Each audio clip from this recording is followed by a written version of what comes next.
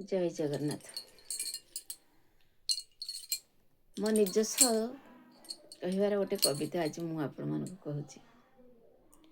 आजिकल लोक मानक पुओ झील कौन पुओ बोहू कौन समस्त को प्रणाम करने बहुत कष्ट लगुच।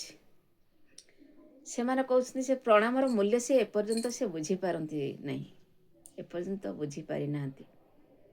से माने केवल प्रणामर मूल्य बुझते आम मंदिर जड़मूर्ति पाखे प्रणाम कले आम पुण्यफल टे पाइबू, किंतु प्रकृत में यह सत्य नुह। आम क्या प्रणाम कले प्रकृत पुण्यफल पाइबा।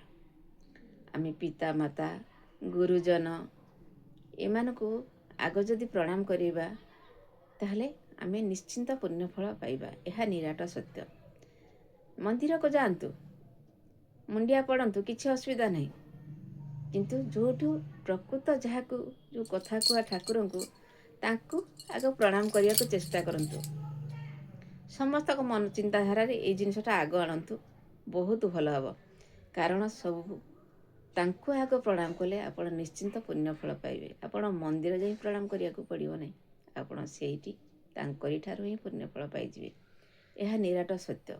या तो मु कहू नहीं, मो भावना रे ये आत्मा मंदिर जो जगन्नाथ लीला करिसेंती से ही कहउछंती। मो भावना रे मु खाली आपण मानको जणाउछि।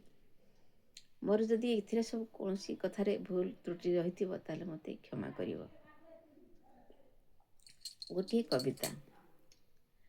बालक बालिका मानकु करे निवेदन, पितामाता गुरुजन को करिब प्रणाम। बालक बालिका मानकु करे निवेदन, पितामाता गुरुजन को करिब प्रणाम।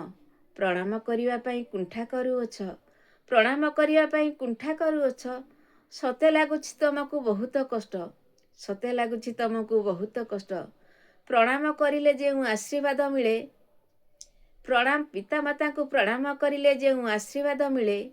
मंदिर को गले सही फल जे न मिले, मंदिर को गले सही फल जे न मिले। काहाकु केबे कटु वचन न कहिब, काहाकु केबे कटु वचन न कहिब। से वचन अभिशाप होई फली जीव, से वचन अभिशाप होई फली जीव। धर्म बाटे गले पुत्र विपद न पड़िब, धर्म बाटे गले पुत्र विपद न पड़िब। मांकर आशीर्वाद तुम पाखे थिब, मांकर आशीर्वाद तुम पाखे थिब। शत्रु देखिले तुमको बाट छाड़ी देव, शत्रु देखिले तुमको बाट छाड़ी देव।